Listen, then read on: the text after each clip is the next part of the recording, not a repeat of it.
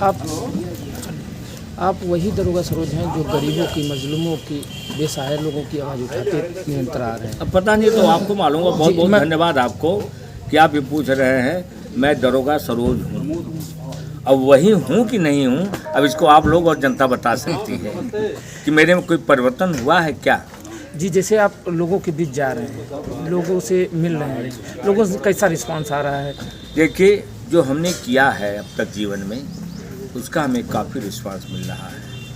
हमने और कुछ नहीं किया है। अन्याय के खिलाफ मैं बचपन से लेकर के अपने बाप दादा से सीखा है, चौधरी चरण से सीखा है, और स्वर्गीय अपने नेता जो समाजवाद के प्रहरी रहे हैं, जनक रहे हैं, माननीय मुलायम सिंह यादव से हमने सीखा है, स्वर्गीय इज्जत यादव से हमने सीखा है, लोहिया की थीसिस को हमने पढ़ा है, उनसे भी हमने सीखा है, जयप्रकाश की थीसिस को मैंने पढ़ा, उससे सीखा है।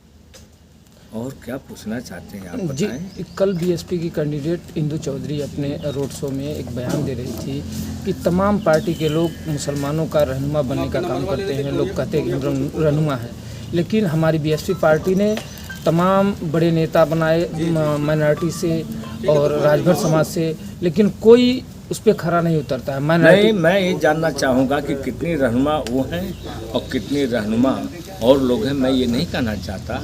इंदु चौधरी जी पढ़ा रही हैं, प्रोफेसर हैं, सारी बातें हैं, लेकिन क्या किसी गरीब के घर जा कर के उसका आंसू पोंछने का काम उन्होंने किया?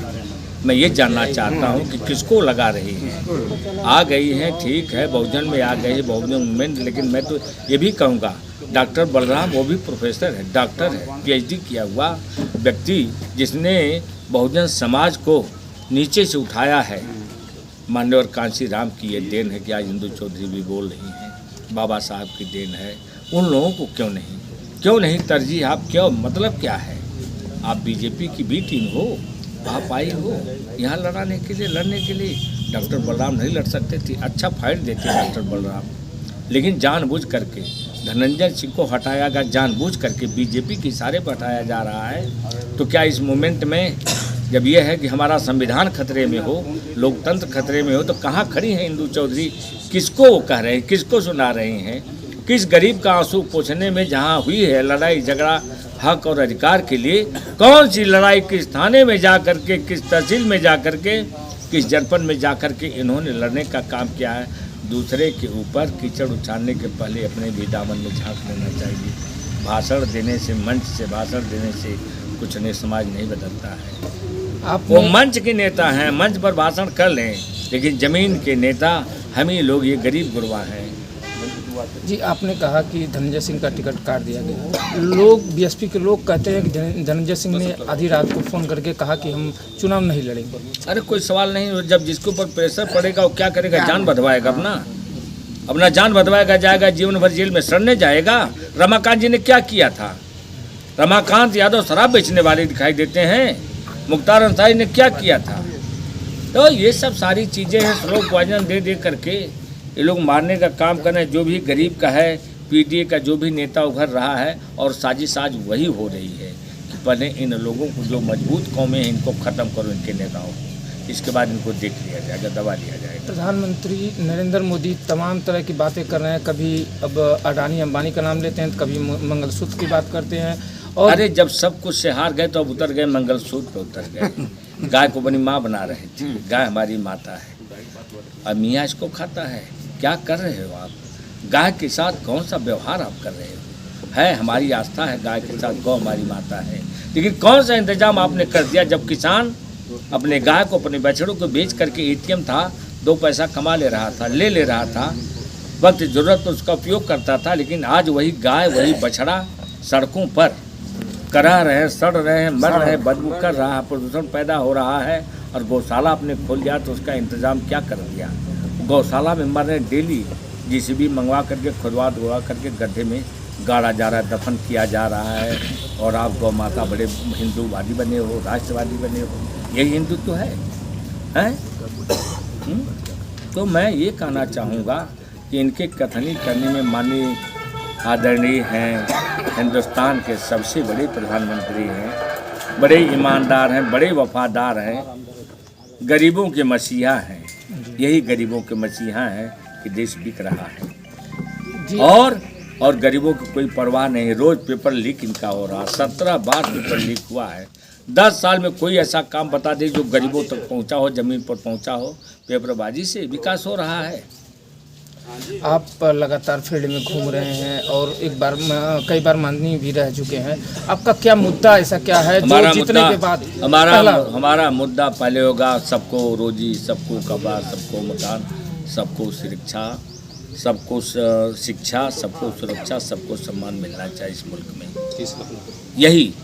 और मैं बता दूं, जहां करोड़ों लोगों को नौकरी देने वाले की बात करने वाले आदरणीय प्रधानमंत्री जी, वो क्या जाने कि जिसके पास बेटी बेटा नहीं है, क्या जाने जोगी बाबा और मोदी बाबा जो अपनी बीबी का नहीं हुआ। मैं तो खोल करके कह रहा हूँ, वो क्या आपका हो सकता है जिसके पास औलाद न हो, वो औलाद की क्या जाने की कैसे शिक्षा होती है, कैसे लोगों का विकास होगा, कैसे नौकरी करेंगे। अरे बन गए हैं प्रधानमंत्री, हम लोगों ने बना दिया, लेकिन अब वो दोबारा भूल हम नहीं करने वाले हैं। तीसरी बार भूल करेंगे तो मैं समझता हूँ ये मुल्क ही नहीं रह गुलाम हो जाएगा। हमारा ये कहना है। मैं तो दोनों को कह रहा हूँ। अब उनको मैं असंसदीय भाषा नहीं बोल सकता। हमारे प्रधानमंत्री हैं, देश के प्रधानमंत्री हैं। नहीं तो जिसके पास बीबी ना उसको क्या कहते हैं, जिसके पास बीबी ना उसको क्या कहते हैं। अब बताओ ना, फिर मैं वो शब्द नहीं ले आना चाहता, लेकिन जब आपके पास बच्चे नहीं हैं तो मेरी आवाज़, गरीब की आवाज़ क्या समझोगे आप। वो बच्चे होते, आप तड़पते, तब आप जानते उनके दर्द को। परिवार ही ना हो जिसके पास, वो परिवार के दर्द को क्या समझेगा। मैं उनको कुछ नहीं कर सकता। बहुत अच्छा कर रहे हो आदरणीय मोदी जी, जो कर रहे हो वो आपके सामने 24 को आ रहा है। 24 के चुनाव में 25 तारीख को फैसला होगा। अब क्यों आप चिल्ला रहे हो, अब क्यों आप चिल्ला रहे? 30 लाख और 2 करोड़ दे रहे थे। मैं तो कहता हूँ जिस दिन मेरी सरकार बनेगी ना, उसी दिन घोषणा पत्र मैंने लिख के दे दिया है इंडिया गठबंधन ने कि होते ही 30 लाख नियुक्तियां मैं करने का वादा कर रहा हूँ। 30 लाख की नियुक्तियां मिल जाएंगी। अरे यार, ये देश की बात करने वाला व्यक्ति कभी धर्म की आड़ नहीं लेता है। आज आप धर्म के नाम पर, राम के नाम पर भीख मांगने वाला तो भिखारी होता है ना। आप तो प्रधानमंत्री हो, भीख मांग रहे हो काहे फैला करके। राम को भी बेचने का काम आप कर रहे हो, भगवान को जो हमारे आराध्य हैं उनको भी बेचने का आप काम कर रहे हो राजनीति कर करके।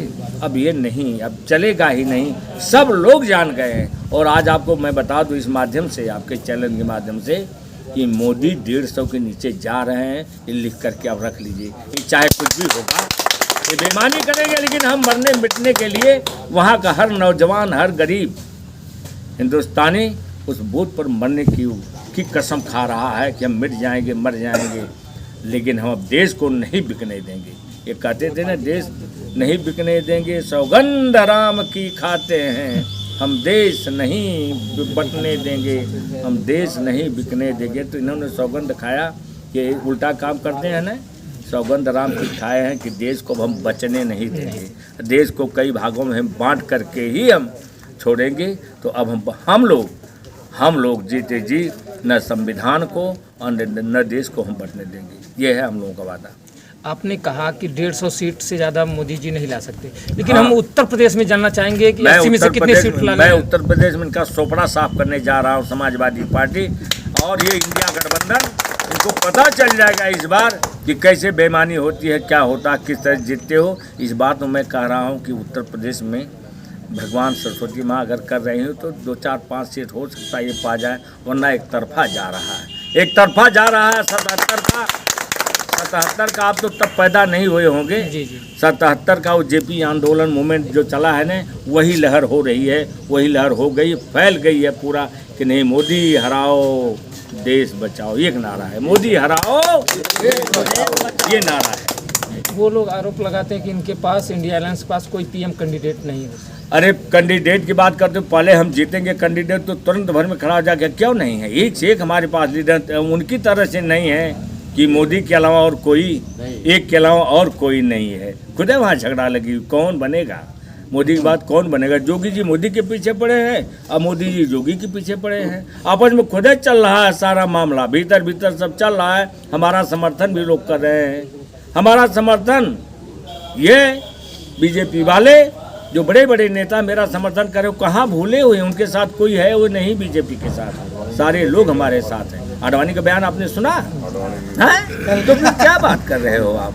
जो अपने गुरु का नहीं, जिसने लिया करके मुख्यमंत्री बना, उनका आज आदरणीय मोदी जी नहीं हुए तो किसका ही हो सकते हैं? इनके ऊपर कोई विश्वास करेगा?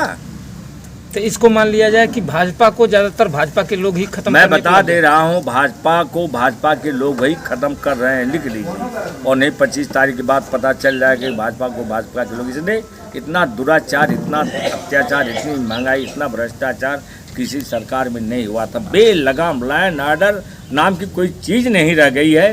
किसी गरीब की बेटी अगर सड़क पर टहल रही है तो दिन दहाड़े उसको उठा करके उसके साथ बलात्कार किया जा रहा। अभी सुरहन कांड आपने देखा, सुरहन कांड देखा बीजेपी के लोगों ने किया, जो उस लड़की के साथ बलात्कार करने के लिए चाकू से चाप करके गला रेत करके मार डाला और कह रहा हो घर पर। तो ये तो है, यह है बीजेपी के लोगों ने ऐसा वो कर रहे हैं। कोई थाना बताओ, एक काम कोई बिना पैसे का हो रहा है? आप लोग बता दो, कोई काम हो रहा बिना पैसे का? तो बता दो। हम चाहते हैं सबको सम्मान मिले, सबको रोटी मिले, सबको शिक्षा मिले, बराबर मिले। और बाबा साहब भीमराव अम्बेडकर ने कहा था, क्यों आप रिश्ता देने से भागते हो? बाबा साहब ने कहा था ना कि जिसकी जितनी संख्या भारी उतनी हिस्सेदारी बात की थी ना। हम तो आप कहा कि नहीं मांग रहे हैं यार। काहे को मोदी जी, काहे कि बीजेपी के लोगों आप परेशान हो? मैं आपका हक नहीं मांग रहा हूँ, मैं अपना अधिकार मांग रहा हूँ। और अधिकार दे रहे हो, ईमानदार हो प्रधानमंत्री जी, है आप में वो हिंदुस्तान का खून बह रहा है, तो आप मेरी संख्या के आधार पर जाति जनगणना करवा दो, जाति जनगणना करवा दो, तब मैं समझूंगा आप बहुत न्यायप्रिय प्रधानमंत्री हैं। क्यों जाति जनगणना से आप भाग रहे हो, कतरा रहे हो? और कर लो, जिसकी जितनी संख्या है उस हिसाब से बांट करके ले लो। हमें आरक्षण नहीं चाहिए, हमें मेरा अधिकार चाहिए। दे दो, मेरा हिस्सा दे दो, आप आपका हिस्सा रहे, मेरा हिस्सा रहे, हम अपने हिस्से में संतोष कर लेंगे। यही मैं मांग रहा हूँ, यही मेरी मांग है कि जाति जनगणना के आधार पर आरक्षण करो चाहे मत करो, लेकिन नौकरियां जो निकलेंगी सबको बराबर का हिस्सा मिलेगा। जिसकी जितनी संख्या है उस हिसाब से आप जो है देने का काम करो। यही तो हमारी मांग है, हम आपका हिस्सा नहीं मांग रहे हैं। जी, आपकी लास्ट अपील क्या होगी? दरोगा प्रसाद सरोज लोगों से क्या अपील करना चाहेंगे? दरोगा सरोज कान खोल के सुन लो, ये लड़ाई दरोगा सरोज नहीं लड़ रहा है, ये लड़ाई लालगंज की जनता, पूरे प्रदेश की जनता लड़ रही है। मेरी क्या हैसियत है मैं लड़ पाऊंगा? मैं गरीब का बेटा, मैं चुनाव लड़ पाऊंगा जहाँ करोड़ों करोड़ रुपया लोग खर्च कर रहे हैं, जहाँ करोड़ पैसा भी, एक पैसा भी दरोगा सरोज के पास नहीं है। पैसा ये हमारे सारे समाज के ये लोग हैं, ये लोग पैसा खर्च कर रहे हैं। अभी आपने देखा ना, कोई 100 रुपया दे रहा है, कोई 500 रुपया दे रहा है, कोई 1 रुपया दे रहा है। ये आस्था का सवाल है, मोहब्बत का सवाल है।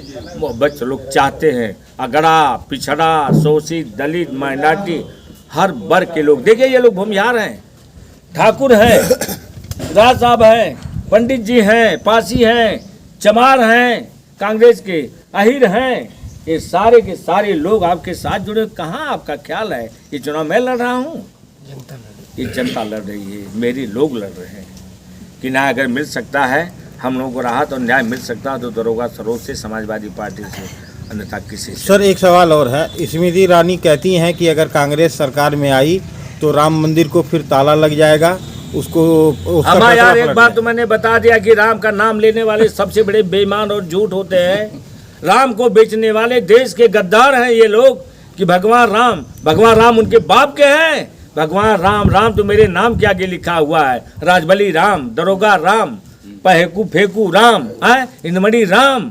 और उस राम से नफरत करने वाले आज राम के बहुत बड़े पुजारी बन गए। मत बुलवाइए हमसे ज़्यादा कि राम नाम से मैं अछूत, मैं मेरी परछाई से छू जाते थे, आज राम के भक्त हो गए हैं। भगवान राम, भगवान राम, भगवान राम। अरे भिखारियों, भीख मांगोगे, भीख मांगोगे। ये तो राम का नाम लेकर के जो नहीं दे दा राम, दिया दा राम, बुढ़वों के, फकीरों के, येहू के रोटी दिया दा राम, 2 पैसा, ये करके मांग रहे हैं। तो अभी वोट है, ऐसे नहीं दे पाएंगे लोग। राम को बेचने वाले देश के सबसे बड़े दुश्मन हैं और समाजवाद के दुश्मन हैं। बहुत बहुत धन्यवाद।